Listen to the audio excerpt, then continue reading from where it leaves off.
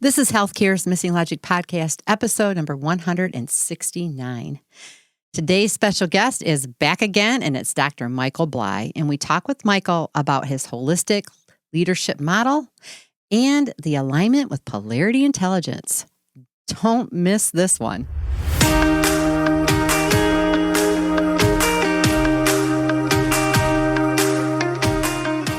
Welcome back to Healthcare's Missing Logic podcast.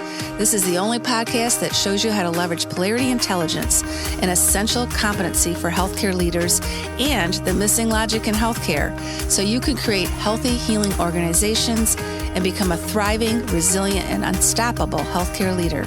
We are your hosts, Tracy Christofferson and Michelle Trosett. We've been best friends and colleagues for over 30 years. And during that time, we coached healthcare leaders across North America around how to create healthy, healing organizations. Today, we coach healthcare leaders and leadership teams to live thriving, resilient, and balanced lives, combat burnout, and create the best places to give and receive care. This podcast is for the unsung hero of healthcare, the healthcare leader. We want you to know we see you and we'll be here for you each week. In this podcast, we're going to challenge healthcare's industry norms, flip limiting beliefs, and share proven strategies so you can be your best self at work and at home, live and lead intentionally, and experience well-being and joy. We are glad you are here and look forward to sharing the journey with you. If you aren't totally convinced this podcast is for you, just listen to a few episodes and convince yourself. Hello, everyone. This is Michelle. And this is Tracy, and it's Healthcare's Missing Logic podcast. Yes. Another fabulous episode, another fabulous guest, this time a return guest. Yes, I like it when people come back. I do too. Yeah. And it's just a great conversation. Wonderful man. Just we're so simpatico. We are. And I don't know. It's just like we had him on our podcast before. We're talking about Dr. Michael Bleich, so we'll give you a little hint of who we're talking about. Well, we'll talk about that. Yeah. But we had such a great time with him on our first podcast with him, and we knew there was more to talk about. So we had him back and really had a great conversation about leadership and what is being called for right now, what we're learning right now. And we're very much aligned in how we are thinking and what we're doing in the world. So that always makes things fun. Well, I think we're seeing the interdependencies, right? And the potential that sits there. Like, I think that's one of the things I felt so energized in our conversation was just, we all see the potential of what really could be if people were to be holistic leaders. And if they understood Polarity Intelligence and they really became competent in that there's so much potential in front of us, even though we're in really challenging times or we're experiencing a lot of unknowns. You know, there's opportunity that's sitting there and potential. And I think what Michael's bringing and what we're bringing is just aligned and builds on each other. And it's wonderful. Yeah, it sure is. So you're going to love this conversation. And I'm going to introduce you to Dr. Michael Bleich, and then we'll get on with all the things we discussed together. So Dr. Michael Bleich is a Wisconsin native who has held clinical, consultative service, academic, and association leadership positions. He's a recognized scholar and thought leader. He addresses national and international audiences, including nurses, executives, government bodies, associations, and the media. Four contributions are significant to the advancement of the discipline. His engagement as one of the 5 nurses on the committee that wrote the original seminal report, The Future of Nursing, Leading Change, Advancing Health, issued through the Institute of Medicine, Wisdom at Work, The Importance of the Older and Experienced Nurse in the Workplace, published through the Robert Wood Johnson Foundation, Men in Nursing, Understanding the Challenges men face in this predominantly female profession, and Analysis of the Nursing Workforce Crisis, A Call to Action, both published by the American Journal of Nursing. Dr. Bleich has a diploma, BSN, MPH, and PhD from Midwestern schools. He completed fellowships with the Robert Wood Foundation, Executive Nurse Fellows Program, the Wharton School of the University of Pennsylvania, the W.K. Kellogg Foundation. He's an inductee of the American Academy of Nursing and the National Academies of Practice. He proudly served as the president of CGFNS International and FNINR, both advance science and ensure workforce mobility, quality, and safety. He's done a lot. Wow. Yeah. So impressed. Yes. And now on this episode, we talk about his holistic leadership model. So without further ado, here is our conversation with Dr. Michael Bleich. Well, welcome, Michael. We're so thrilled to have you back on Healthcare's Missing Logic podcast. I'm very glad to be here. And let me say that, Michelle, it's always great to see you. And now I get to see Dr. Tracy again. So my hat's off for that, because congratulations. That is a lifetime achievement, no doubt. Oh, no doubt. For sure. It's a long journey. I'm glad it's over, right? Very rewarding, but as you know, it's not without some stress and challenges. So thank you. Thank you so much. Well, we're just super excited. We said at the end of our last podcast when you were on, which was episode number 140, that we would have you back, and here you are, and we're super excited to talk with you again. And we're going to talk about an article that you wrote, and your co-author, Dr. John Bowles. You start out your article, Differentiating Leadership and Management. And by the way, we just did a podcast on that, that polarity. It was episode 157. So first, we're going to start with you telling our listeners from your perspective what the difference is between leadership and management and why we need to have both. Well, yes, as a doctoral student, I was one that took to my professor, Fred Luthans, who founded organizational behavior management as a theory. I said, Dr. Luthans, when people describe leadership, they invariably use the word management in it. And when I read the term management, they invariably describe leadership. And I said, if they're one and the same, and one word is used to define. And so I was wondering if you could help me understand the difference. And as a professor might do, he said, that's the perfect question for you to go figure out. So I started on the journey of looking at all of the various definitions of both that existed in the literature at the time, and all of the grand theories of leadership and so on and so forth.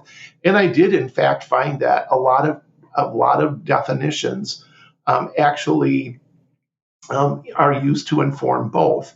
But then I started also teasing out and noticing that there was a difference. And so I've written about it. In Pat Yoder Weiss's book on leading and managing, which is used mostly in undergraduate nursing education.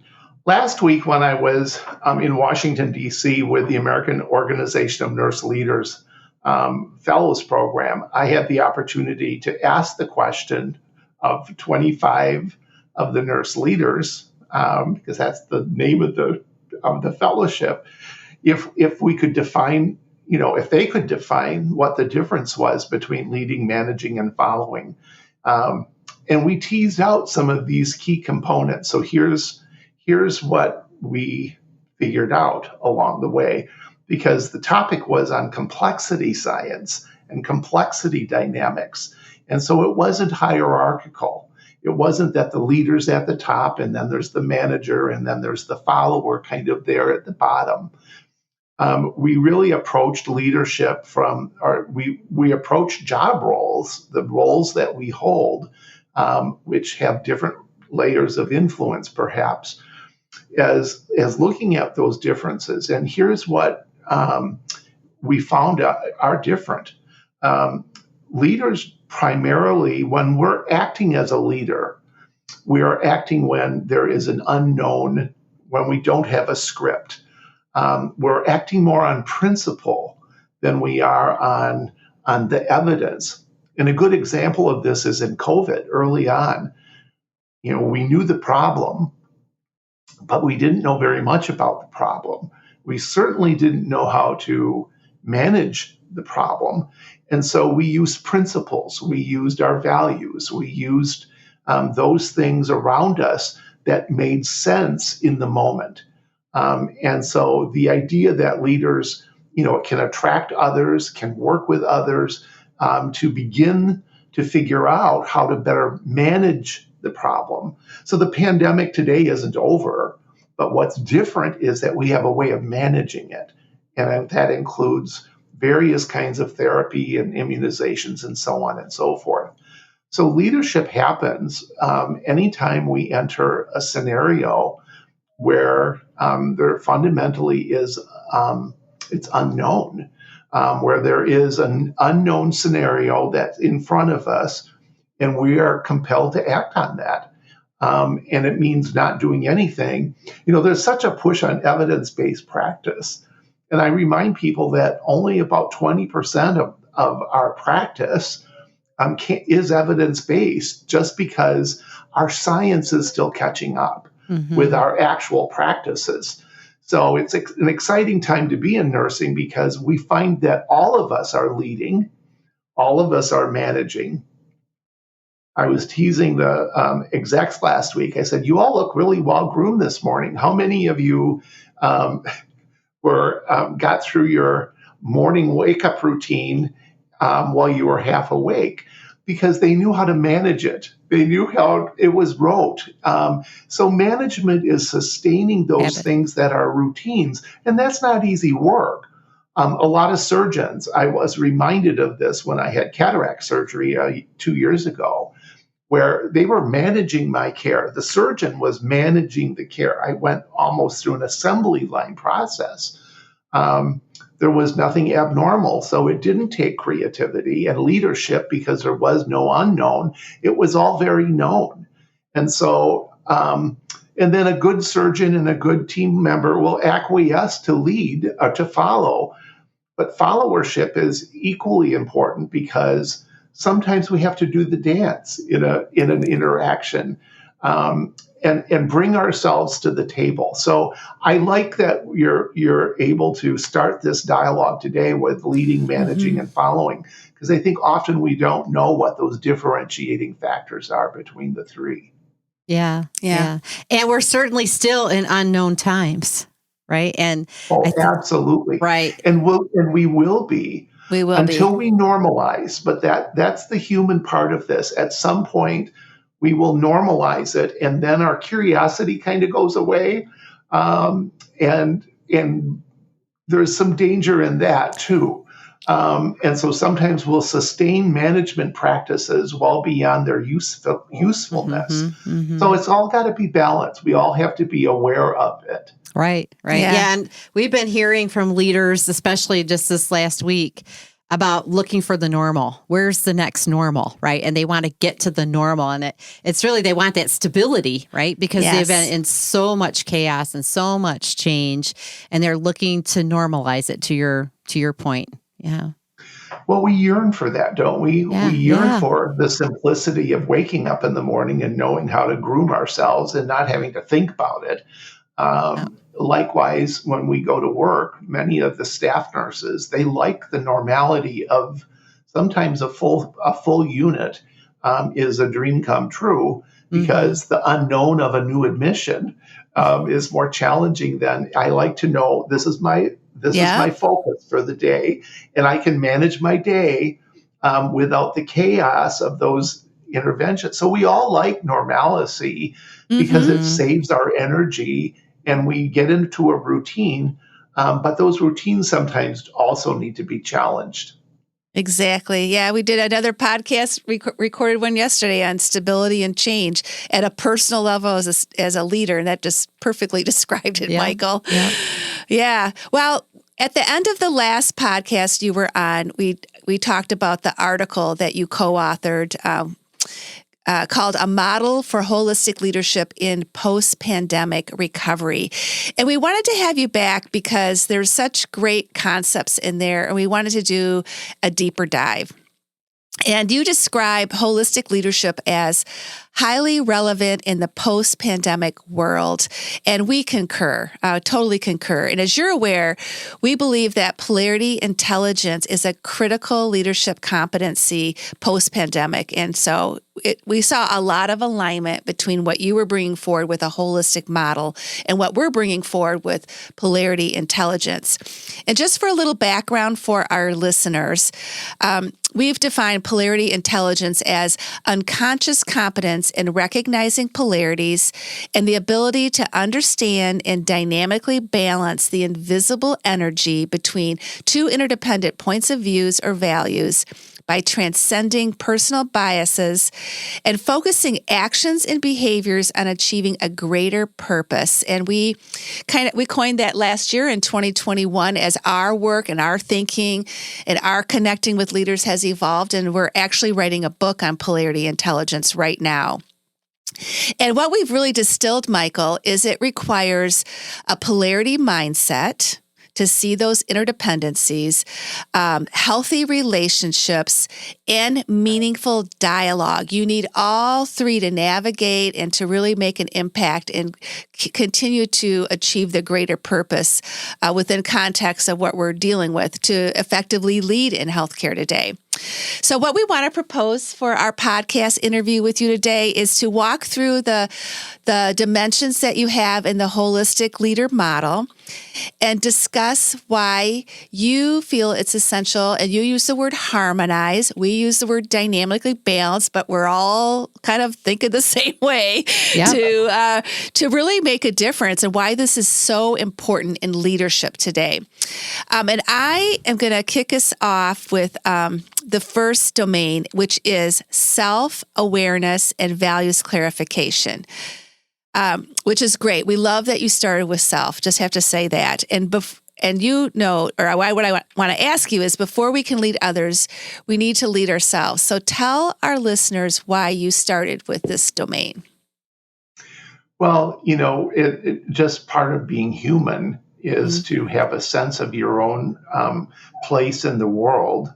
And if you're going to take on organizational roles that have expansive responsibilities, one needs to know what drives purpose. We're in a very interesting time where there are very great debates from a polarity perspective on whether it's abortion or gun rights or whatever. I mean, we're in a world, and we're looking at leaders right now we're trying to understand them. And in order to understand them, we have to question our own values and what are their values. Yep. We have to try to find that place where there's a connecting piece. I think if you don't have the reflective capacity, and I think reflection is the key part of this, there's all sorts of instruments. For example, some of us have taken the Myers-Briggs, or there's, different kinds of ways to find oneself. And there's, those are all instruments that sometimes help us discover who we are. Sometimes they're used to validate who we are. Oh, that's me. I see myself in that strengths finder. And so I'm a this or I'm a that. But without reflection, the purpose of it isn't necessarily just to discover, although that certainly is fun. Yeah. And it's a great place to start. It's also a place where if you don't reflect about, well, what does that mean then? How do I use that capacity to understand my values, to enrich my values, sometimes to even shift them? When I work with graduate students, they often, we have them go through, and there's an exercise of, there's over 100 values, and they select the ones, and nurses have values like caring, always show up, and you see the very traditional things. But as the semester goes on and they're given opportunities to test those values, I have them go back to the original, because again, we've normalized the values that sound right to us. But then we get to a higher level and we find that maybe we're not acting on those values. So if you don't have the reflective capacity to say, in a values clarification way, if given this and this is what I would choose.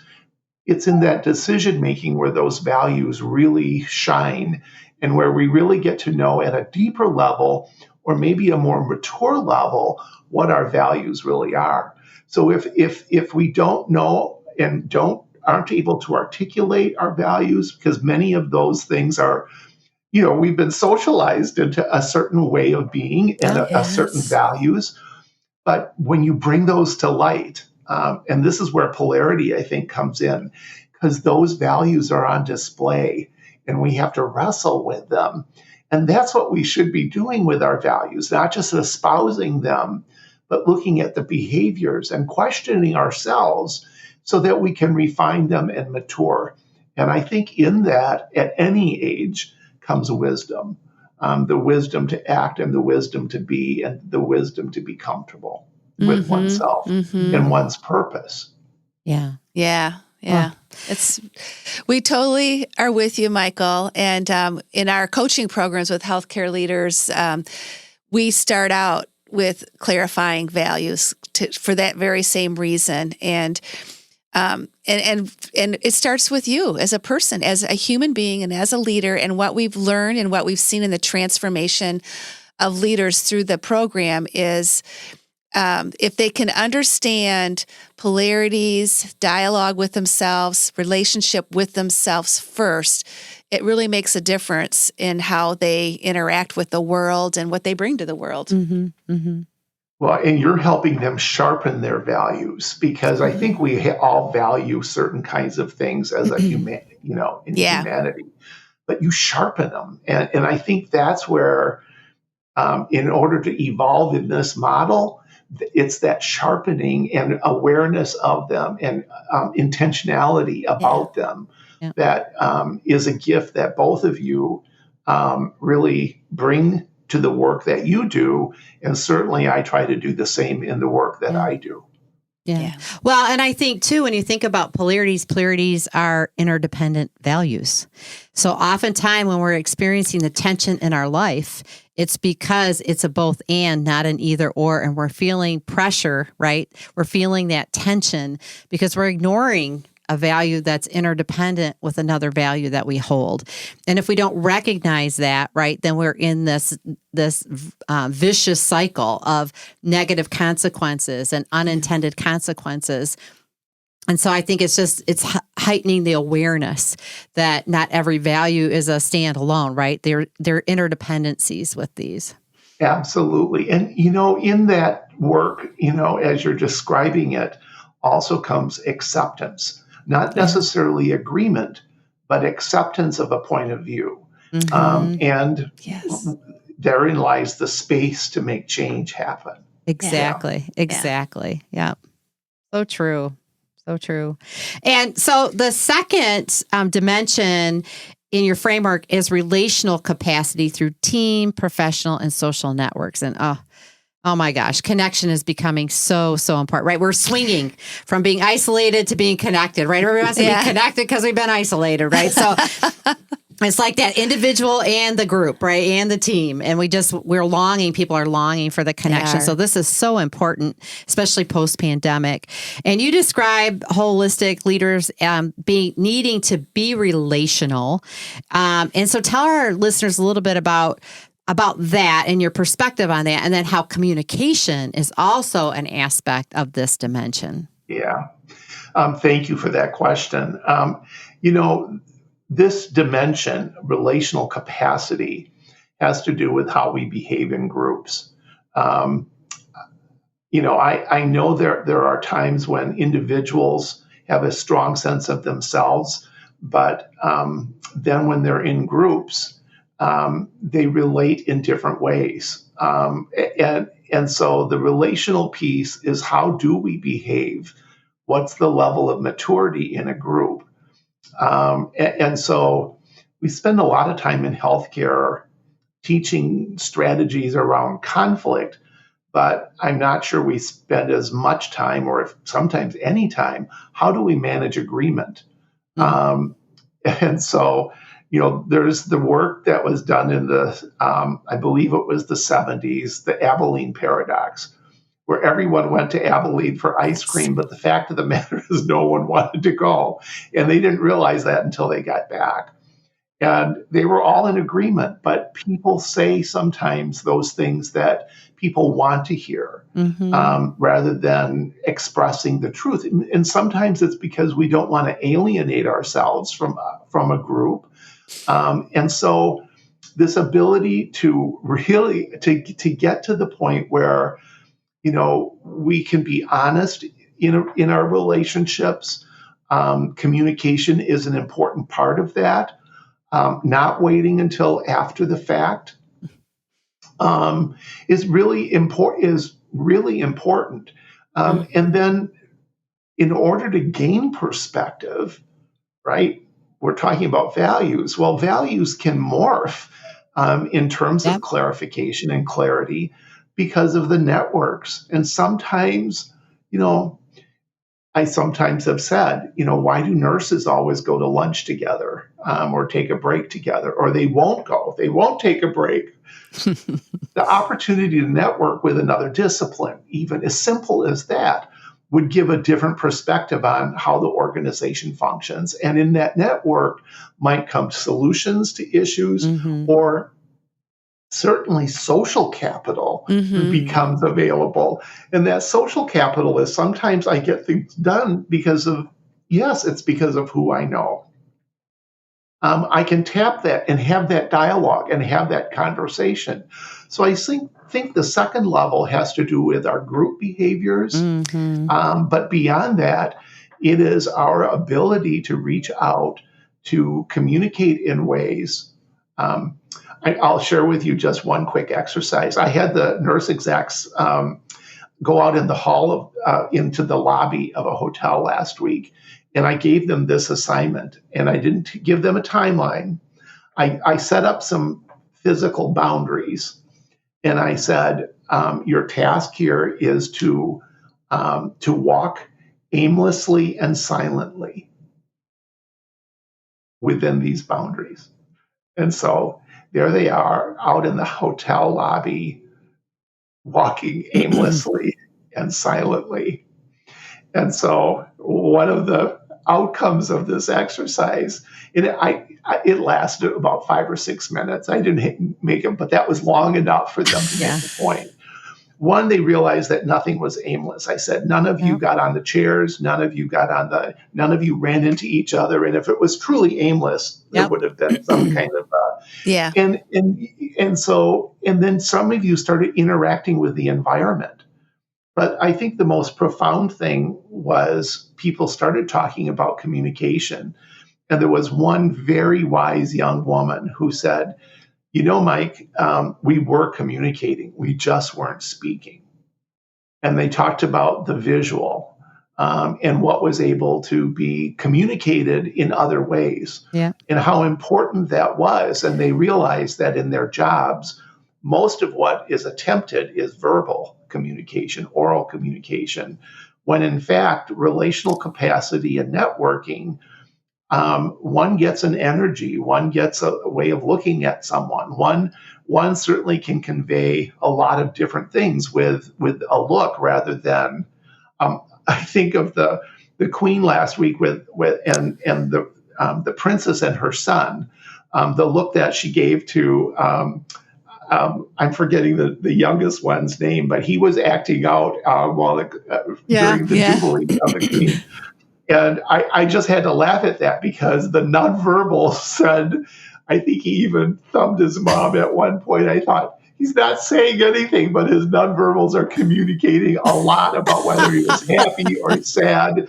And hopefully your viewers will know what I'm talking about and look this up if they haven't seen it. But that's the relational capacity and networking and really enhancing the communication capacity, whether it's verbal, nonverbal, and in other ways. Yeah.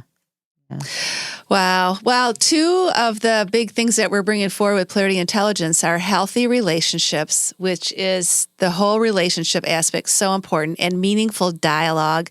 And one of the principles in meaningful dialogue is silence and reflection. And you're right. In the day-to-day world, in the management, corporate world, even in healthcare, people are uncomfortable with silence, and we can communicate. And we always pose the question, have you ever been with a patient and not said a word, but you know you're connected? And caregivers can relate to that. And we're trying to also bring it, that's how we need to be with each other as well. So I love your exercise and your example that you shared, and it's so important in leadership. And the other principle is candor and diplomacy. To back to your, comment about how we just tell people what we think they want to hear. We just go along right to the ice cream. Like you've got to be candid. It's that balance of candor and diplomacy, and really knowing how to leverage the tension between the two is another aspect of this, I think. That came up that I just heard about. I mean, it was, there was an administrator presenting a staffing model during the pandemic, and no one agreed with it. But in the meeting, they all stayed silent. And of course, when the meeting was over, everyone to a person said, that's never going to work. We don't support it. So what was the block? What was the fear? What was the anxiety? What was the block there? Yeah. Because that was the moment. That was the moment where there should have been dialogue. In a healthy relationship, there would have been dialogue. There would have been taken that time out. So I'm all for that silent piece and that reflective piece. People who are naturally introverted sometimes do that better than those of us who are blatantly extroverted and think out loud. But those are the people that are quiet that are picking up so much. Yep. So that's where we come together. And I'm so, again, grateful for the work that you do, because you help shine a light on why that's relevant. And it is, in fact. Yeah. Yeah. Very, very. Yeah. I kind of forgot about the Abilene paradox. I'm going to go look it up again, because I remember I loved it when I learned it 20 years ago. Yeah. I'm so glad you brought that up. It's more relevant today because we are managing agreement. And I don't know why it says something about us that we're focused on only how to help people manage conflict. When most of what we're doing is managing agreement, whether we speak to it or whether it's a nonverbal understanding. I've been in a room with people who are I know they don't agree, but they don't speak to it. It doesn't mean that I don't know that they're unhappy, because I picked it up by their energy, by their nonverbal, by the way they phrase a question. If they do speak up, where people are at. But that managing agreement becomes really, really critical. And McKay in his work lists out some of the reasons why the human experience, why we are hesitant to manage agreement. And so I think, again, this polarity of, it's not just managing conflict.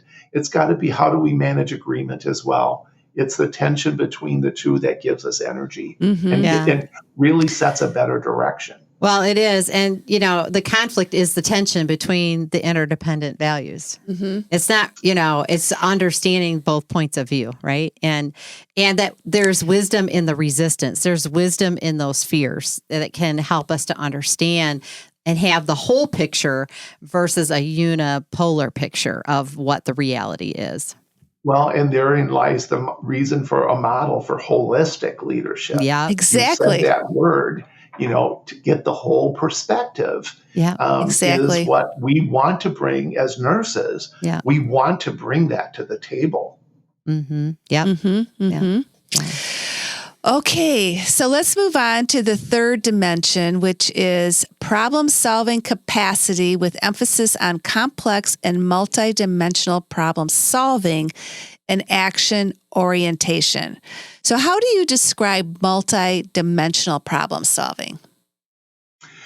Well, I think here's the difference between managing, where we have a normalized routine where we're following, and one where we're really solving complex issues that may be intractable. They may not have one solution, and there may not be a perfect solution. So in order to be effective, and as life unfolds, the older I get, I'd like to think that I'm able to see the world in a more of a multidimensional way.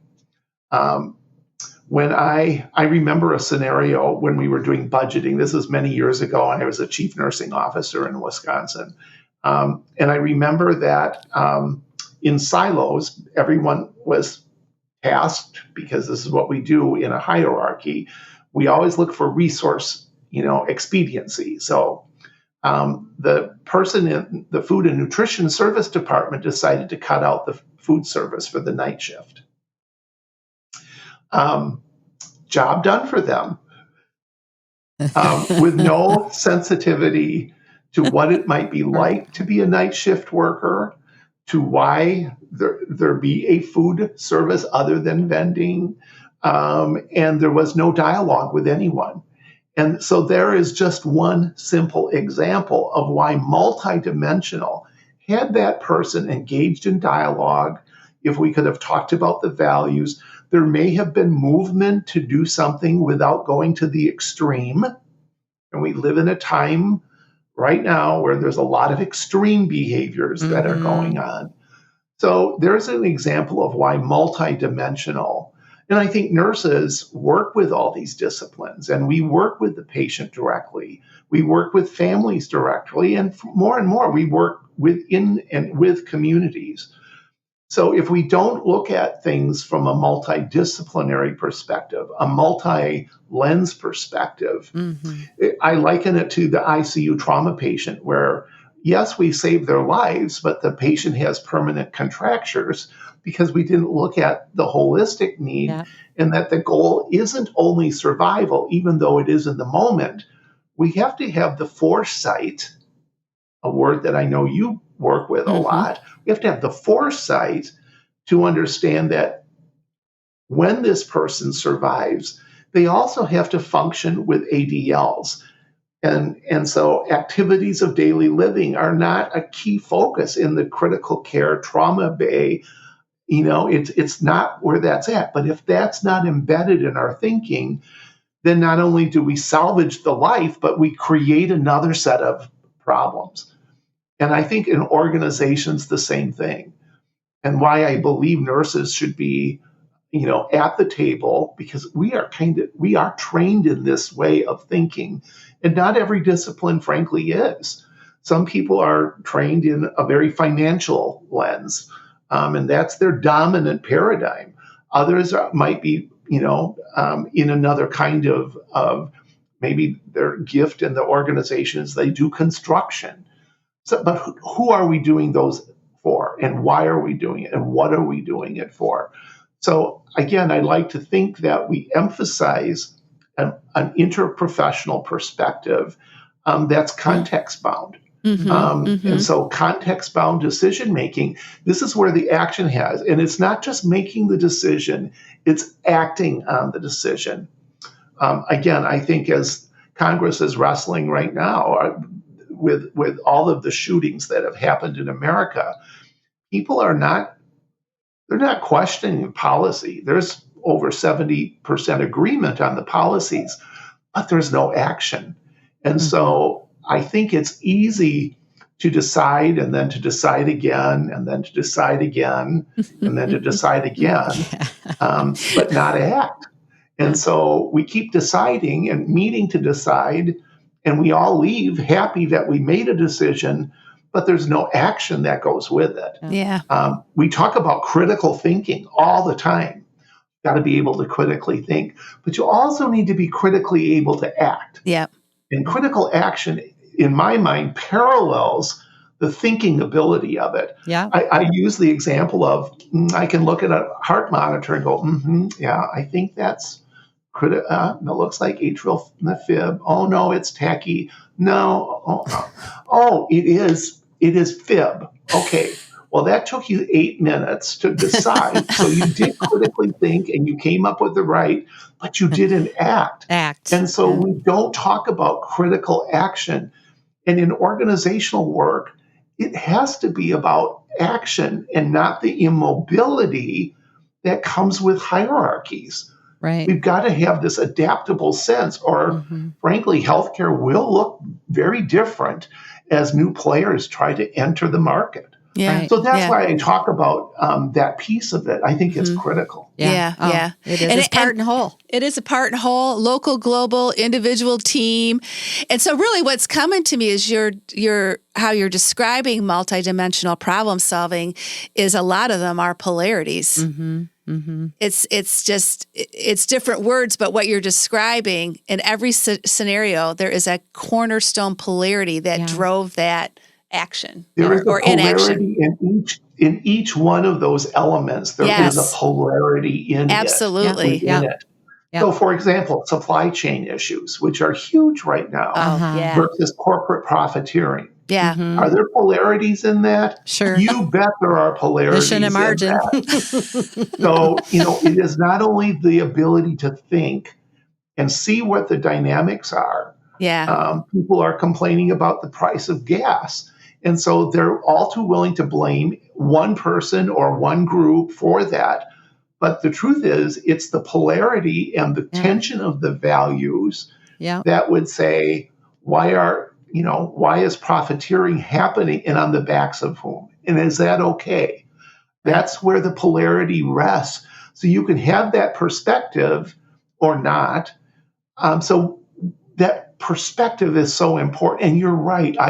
This is why I so value your work, because there are very few people out there that are willing to tackle the polarities. Because frankly, it's messier.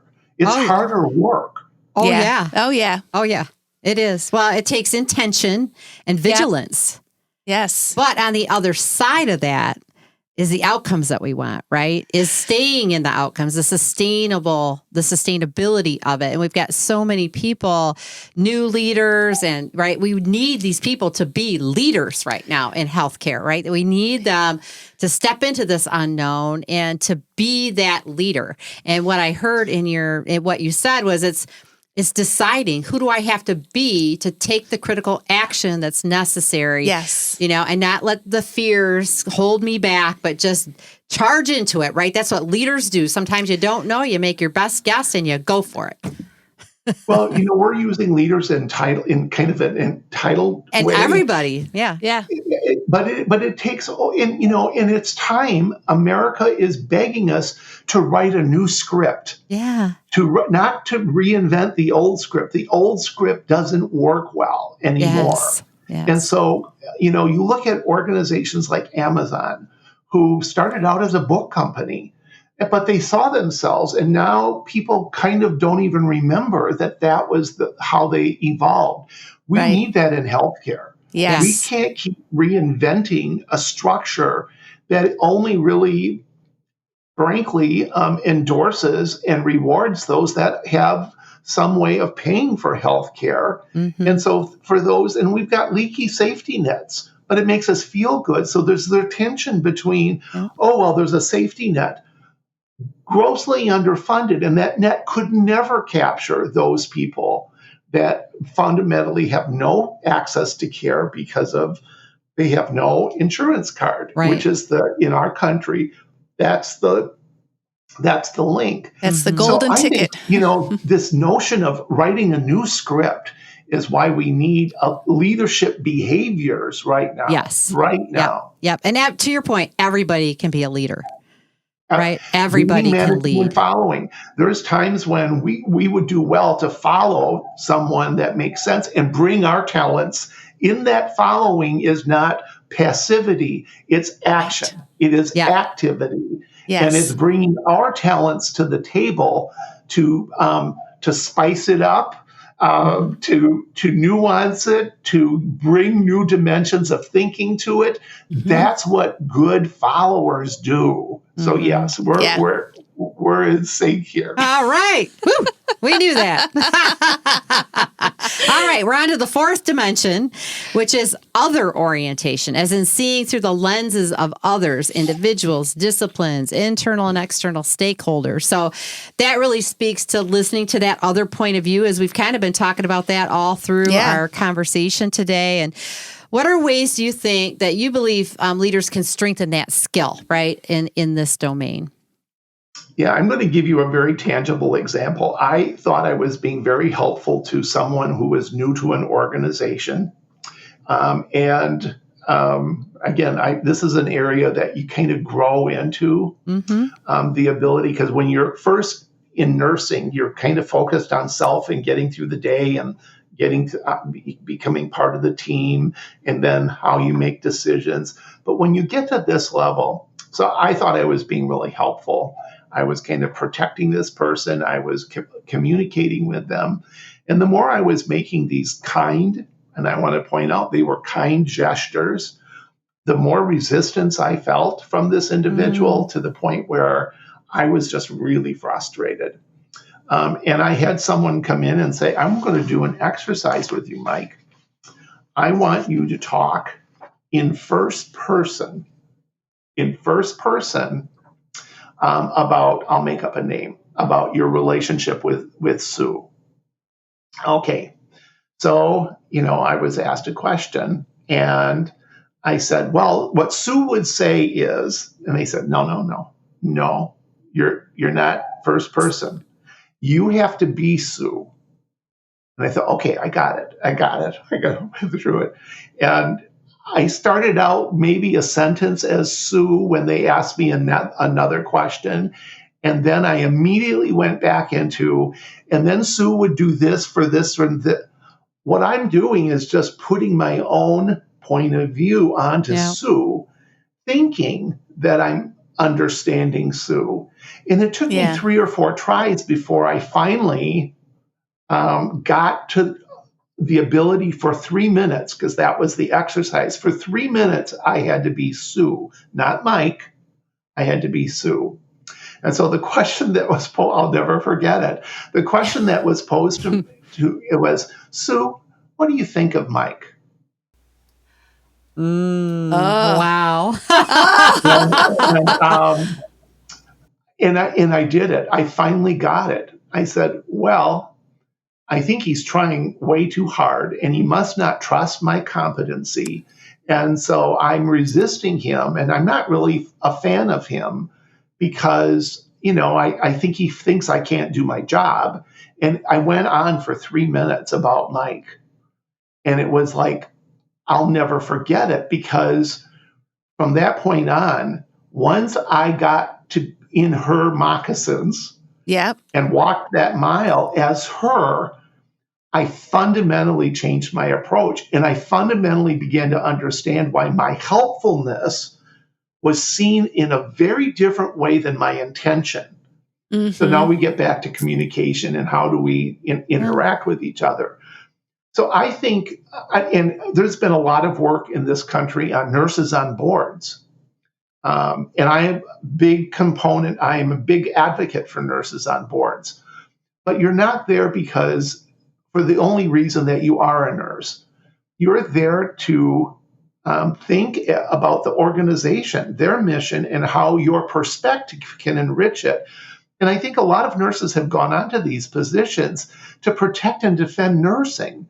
And so it came clear to me that that's not why you're on the board. You are on the board because you have a holistic framework, because you bring a unique perspective. But protecting and defending nursing doesn't give you the leverage of looking at the organization through the lens of as a board member. And so I think this is why this is so hard. It sounds like it wouldn't be, but I think there comes a time when, rather than being angry at a physician, I go back to the exercise with Sue in my head. What would I'll make up a name, Dr. Harris, let me be Dr. Harris in my head, and let me talk in first person how Dr. Harris sees it. And then often the anger goes away or the frustration goes away. And before long, I approach that communication wondering how, this mantra for me is, how do I want Dr. Harris to think? How do I want to make Dr. Harris feel? And what do I need Dr. Harris to do? Again, going back to that action orientation.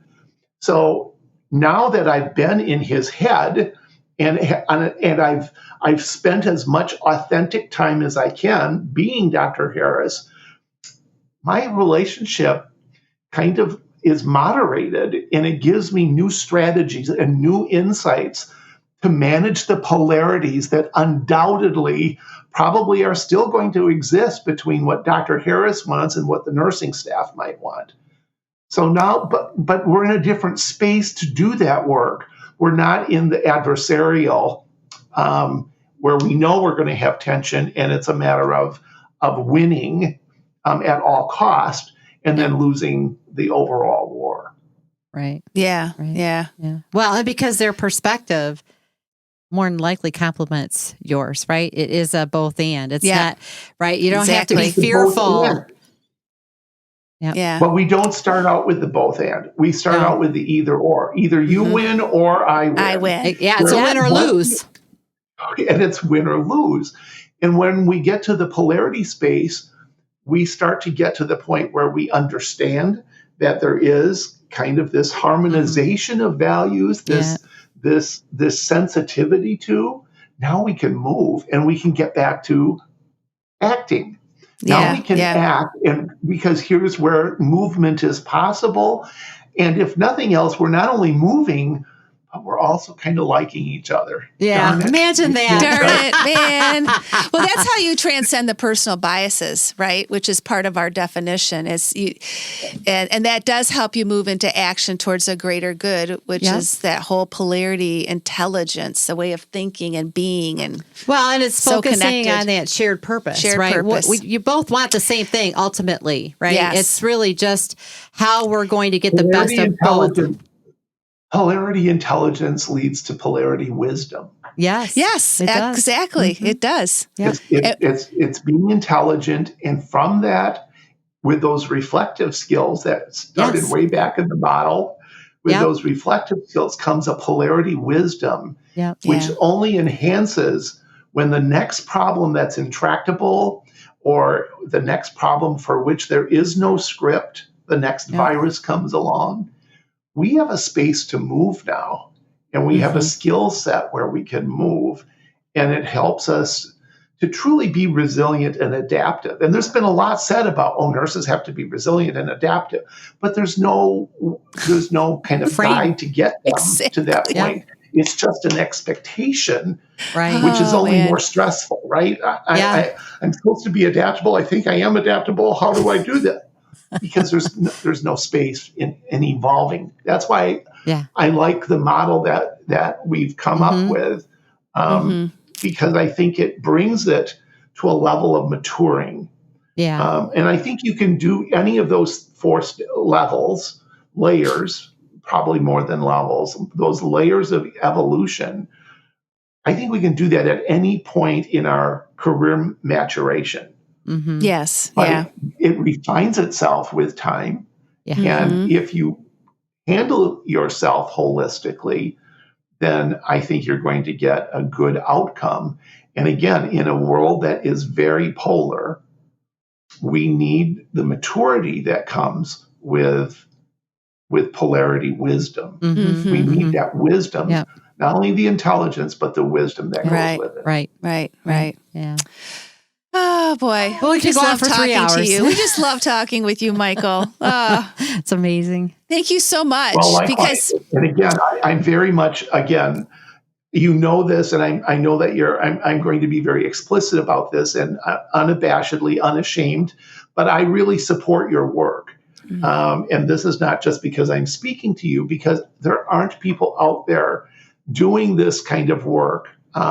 Readily, especially in healthcare. Right. So I do believe that you're kind of writing a script for this, and now you tell me you're writing a book. So in writing that book, what is that? It's a script, right? You're building to thinking about this in ways that hopefully will bring about wisdom. So I laud you for your boldness in writing a script where too few have, or whether the script is really just more of an outline and you're filling it in. So you go for it. We are. It's just the first of many. Yes. books to come. It really is. It really is. The world is calling for it, and we are stepping up to deliver it. And we love being with people, kindred spirits like you that really can appreciate. It is hard work. It is more complex, but it's what's needed right now, and we're really committed to bringing it out. Yep. So, Yep. Okay, well, that's a wrap, but we have the missing questions, and we can't wait to ask you the new missing questions, Michael. So I'm going to ask you the first two, and Tracy's going to ask the wrap up. Okay, the last time we had you on the podcast, we asked you. It was a great question. If you had chef to prepare your favorite meal, what would it be? And you immediately said authentic Italian food. So we would like to know. We're going to build on that. We'd like to know, what is your favorite Italian dish or food? Like, what's your favorite of all the Italian food you've had? What's your favorite? Oh, do you know what arancini is? No. It's kind of like a fried rice ball, and it takes a lot of love and attention to do it well. Usually, it's filled with something, and if that something happens to be a good cheese with maybe a bit of Italian sausage, usually they're about this big, and they're fried. So it's got a crunchy outside, but then the softness of that rice on the inside, along with the flavoring of the cheese. Oh, my mouth is watering. Okay, now my stomach's growling. Heaven is on earth. Heaven can be on earth. And a good arancini. Now, if it's overfried or whatever, but when it comes out just right, I'm gonna say that. Okay. That's my answer. Oh, that's so great. I know how much it means to him because he closed his eyes. I know. My granddaughter does that when she's eating something. She just closes her eyes and she's just like in that moment tasting it. I knew that was really hitting you. All right. My second missing question is, we know you've traveled extensively for your work. What is your favorite city for you to visit and why? Oh, well, I would have to say Taipei. I have Taiwanese friends. I love the city. I love the culture. I love the sense of independence. We know that there's a lot of tension between Taiwan and mainland China. So the people in Taiwan and in general, but also in Taipei, they have this sense of pride of country. They have a strong sense of being welcoming and appreciative. They love sharing everything about their city. They used to have the tallest building in the world. It no longer is. But everything about it, the hills, the mountains, the sea. And so I've had probably the most phenomenal experiences. And I've been there twice for well over a week each time.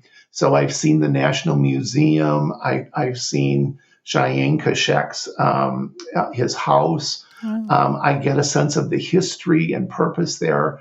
So yeah, I'm going to give it up for Taipei. I think it's a very, very special place. Oh, that's awesome. Makes me want to go there. Yeah, I know. Description. We have not been there. No, I haven't. All right, the last one, right, is all. You can bring polarity. You can bring polarity to Taiwan. Okay. All right. Well, there we go. That's how we'll get there. Put it on our list. Yeah, definitely. All right. Well, our wrap-up question, as you know, is about polarity intelligence and about preferences for polls. And we know that when we have a preference, it's fine to have a preference, but you want to know it, right? Because you can kind of tend to lean that way a little bit more. And there can be a blind side if you have a really strong preference for one poll more than another. So our polarity that we're going to ask you about today is stability or change. So where does your preference sit? Oh, that is you're very good at polarity, let me say, because those two are very, I think humans long for stability, but there's something hardwired in us that makes us uniquely human, that change is inevitable. And so I'm going to lean on the side of change. Yeah. The world is not what we want it to be. Our society right now is not what we want it to be. And if it doesn't change, to mire ourselves down in stability means to accept what's there. And I don't think most Americans are in that space. I don't think I'm in that space. So I'm going to go on the side of change. And in that change comes new perspectives and wisdom. And I think a dose of that right now would be really special. Yeah. Yes. We can't agree more. So true. So true. Oh, such a wonderful time. Thank you so much for being with us again. And I can just see it. You're going to come back again. I just know it. Know. We got to keep the conversation going here. You know what? I would welcome that invitation. I love working with both of you. And I love, your audience may not know that these are unscripted. These are truly conversations. Yes. And I never quite know where they're going to go. So you take a deep breath and you just begin, and you always make it so welcoming. So anytime we want to chat, we'll just do it. And I would love that very much because, again, I value and appreciate both of you. Yeah. And it's fun getting to know you more and more with each podcast. We both leave each other like, oh my gosh, I know Michelle and Tracy really well because, we're kind of at that soul level. So thank you for the opportunity. Oh, we are. Thank you so much. You're Thank you so for welcome. all you're doing, Michael. Yes. It's in fabulous. the world of healthcare. And we'll definitely keep connected and keep the conversation going. Yeah. Yeah. And for our listeners, thank you again for joining us today and listening to our interview with Michael. And we will see you next time on Healthcare's Missing Logic podcast. And stay healthy and stay safe. Yes. See you next time. Bye-bye. Bye.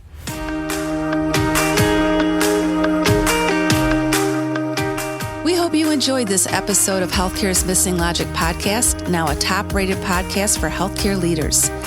Please share this podcast with other healthcare leaders and anyone else you think would benefit. We are certain that if you found value in it, they will too. If you haven't already done so, please hit that subscribe button so you don't miss any episodes. And also, it would mean the world to us if you took a quick moment to leave a rating and review on Apple Podcasts, Stitcher, or your favorite podcast player. It helps to get the word out about our podcast and incredible guests. Be sure to subscribe to our YouTube channel if you want to watch our podcasts. You can also follow us on our Missing Logic social media channels, LinkedIn, Instagram, Facebook, and Twitter. Until next time.